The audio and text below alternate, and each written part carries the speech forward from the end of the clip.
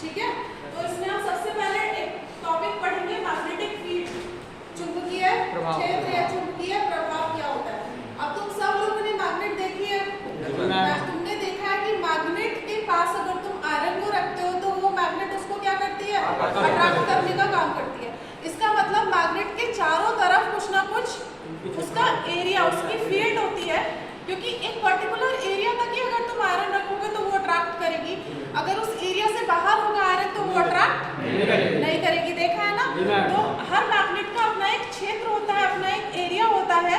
अगर उस एरिया में हम रखेंगे आयरन को या आयरन फीलिंग्स को तो वो अट्रैक्ट कर लेगी, अदरवाइज अट्रैक्ट नहीं करेगी। तो यही होता है कि चुंबकीय क्षेत्र, हर मैग्नेट का एक पर्टिकुलर एरिया होता है जहां तक हमें उस मैग्नेट का प्रभाव फील कर सकते हैं कि आयरन पीसेस को रखे या किसी भी तरह। ठीक है, सेकंड है हमारा चुंबकीय रेखाओं के गुण, मतलब जो मैग्नेट रखी, मैग्नेट के चारों तरफ एरिया होता है, उस एरिया को हम रिप्रेजेंट करते हैं इस लाइंस की हेल्प से। ठीक है, ये जो लाइंस है ये मैग्नेटिक फील्ड लाइंस है। इस तरह से हम लाइंस बना देते हैं कि इतने एरिया तक हमारी मैग्नेट है, मैग्नेट जो है उसका जो फील्ड है उसका फ्लक्स फैला हुआ है। ठीक है, तो ये जो मैग्नेटिक लाइंस होती हैं इनका भी हमारा इनके कुछ ना कुछ गुण होते हैं। ये ऐसे ही नहीं होती कि मैग्नेटिक लाइन यहाँ से स्टार्ट हुई यहाँ तक चलती है, ऐसे नहीं होता, इनके कुछ ना कुछ गुण होते हैं। ठीक है, जो साइंटिस्ट ने प्रूव किए। तो इनका पहला गुण ये होता है कि ये नॉर्थ पोल से स्टार्ट होती है और साउथ पोल की तरफ जाती है। मैग्नेट के बाहर ये नॉर्थ पोल से स्टार्ट होगी और साउथ पोल की तरफ जाएगी। मैग्नेट के अंदर साउथ से। ठीक है, तो इनका पहला गुण ये होता है जो मैग्नेटिक लाइंस होती हैं वो मेरी नॉर्थ पोल से निकलती हैं और साउथ पोल की तरफ जाती हैं, और मैग्नेट के अंदर साउथ से नॉर्थ की तरफ जाती है। दूसरी चीज तुमको दिख रही होगी, जो मैग्नेटिक लाइंस है वो एक क्लोज्ड लूप फॉर्म कर रही है, एक बंद परिपथ टाइप का फॉर्म कर रही है। क्लोज्ड लूप है ना, यहाँ से स्टार्ट हुई गई, यहीं पे एंड हो गई। इलेक्ट्रिक लाइंस देखी है, इलेक्ट्रिक लाइंस क्लोज लूप नहीं बनाती हैं। इलेक्ट्रिक लाइंस इस टेस्ट चार्ज से, मतलब कोई भी चार्ज है उससे इलेक्ट्रिक लाइंस बाहर निकली, वो इस तरह से होती है। इलेक्ट्रिक लाइंस क्लोज्ड लूप नहीं बनाती है। चार्ज से इलेक्ट्रिक लाइंस निकलती हैं, विद्युत रेखाएं, और अगर मैग्नेट प्रेजेंट है तो चुंबकीय क्षेत्र फॉर्म हो जाता है और चुंबकीय रेखाएं से बाहर निकलती हैं। ठीक है, तो ये जो मैग्नेट है वो क्या करती है, क्लोज्ड लूप फॉर्म कर लेती है। ठीक है, पहला क्या है इसका, नॉर्थ पोल से साउथ पोल की तरफ जाती है। दूसरा इनका गुण है कि ये क्लोज्ड लूप फॉर्म कर लेती है। तीसरा इनका गुण है कि ये मैग्नेटिक जो लाइंस होती हैं वो एक दूसरे को काटती नहीं है। ठीक है, ये एक दूसरे को काटती नहीं है, ऐसे नहीं कि ऐसे निकली, ऐसे नहीं होता है मैग्नेटिक लाइंस के केस में, ये एक दूसरे को काटेंगी नहीं। ठीक है, उसके बाद मेरा नेक्स्ट टॉपिक आता है मैग्नेटिक फ्लक्स, चुंबकीय फ्लक्स। तो मैग्नेटिक फ्लक्स क्या होता है मेरा, मैग्नेटिक फ्लक्स होता है जैसे ये एरिया है मेरा, एक पर्टिकुलर एरिया है, यहाँ से मैग्नेटिक लाइंस अंदर जा रही है और यहाँ से बाहर निकल रही है। ठीक है, तो मैग्नेटिक फ्लक्स होता है पर्टिकुलर एरिया से कितनी मैग्नेटिक लाइंस पास हो रही है।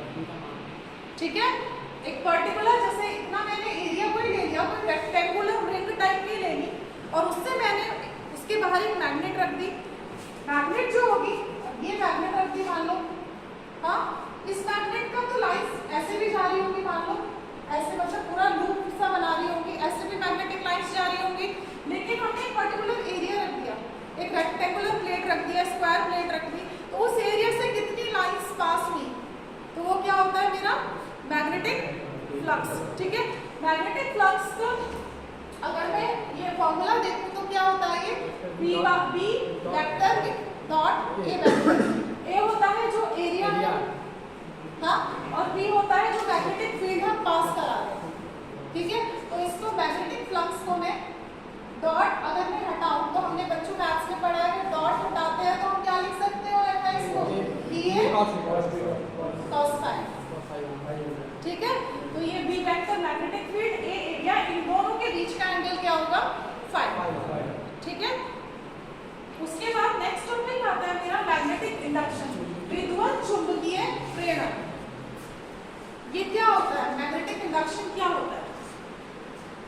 इंडक्शन में क्या होता है, एक हमारे पास कंडक्टर प्रेजेंट है, हाँ, कंडक्टर के ऊपर हमने क्या किया, इस तरह से कॉइल को रैप कर दिया, एक कॉइल को रैप कर दिया, ठीक है।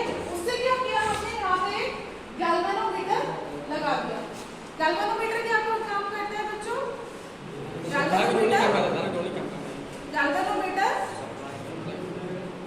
गैल्वेनोमीटर अगर रीडिंग, अगर हम ब्रिज के फॉर्म में देखें तो ये ब्रिज में अगर बैलेंसिंग होगी तो 0 शो कर देगा रीडिंग को, ठीक है। ब्रिज अगर बैलेंस्ड होगा तो रीडिंग 0 शो कर देगा। या फिर धारा, इस केस में क्या हो रहा है, करंट फ्लो कर रहा है। इस केस में गैल्वेनोमीटर क्या कर रहा है, करंट की डायरेक्शन को शो करने का काम कर रहा है, ठीक है। तो इसमें हमने क्या किया, एक कंडक्टर है, कंडक्टर पे कॉइल रैप कर दिया और यहाँ पे एक गैल्वेनोमीटर लगा दिया। यहाँ पे हमारा क्या प्रेजेंट है, मैग्नेट, हाँ, इसके 2 पोल हैं। पहले मैंने क्या किया, इस मैग्नेट को इधर मूव कराया, मतलब राइट साइड मूव कराया। अब मैग्नेट मूव कर रही है, कंडक्टर हमने रखा हुआ है, कंडक्टर पे हमने कॉइल लपेटी हुई है, जो भी एक कंडक्टर की तरह काम कर रही है, ठीक है। मतलब उसमें इलेक्ट्रिक करंट मेरा फ्लो कर सकता है, तो उस पर मैंने कॉइल लपेटी हुई है, ठीक है। तो जब मैं इस मैग्नेट को मूव कराऊंगी, मैंने मैग्नेट को मूव कराया, मैग्नेट को मूव करा रही हूँ, तो जब मैं मैग्नेट को मूव करा रही हूँ तो क्या इस कॉइल से जो फ्लक्स लिंक्ड है वो चेंज हो रहा है।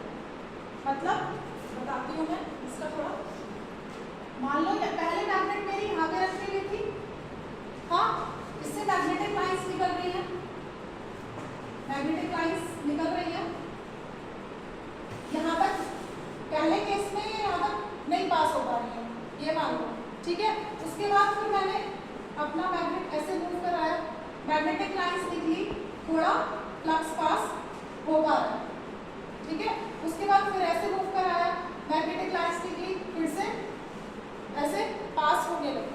तो हमारा क्या हो रहा है, बार बार जब मैं मैग्नेट को मूव करा रही हूँ राइट साइड पे, तो बार बार क्या हो, मैग्नेट मूव कराने की वजह से फ्लक्स चेंज हो रहा है, जो एरिया से मैग्नेटिक लाइंस पास हो रही है वो बदल रही है, हाँ, ठीक है।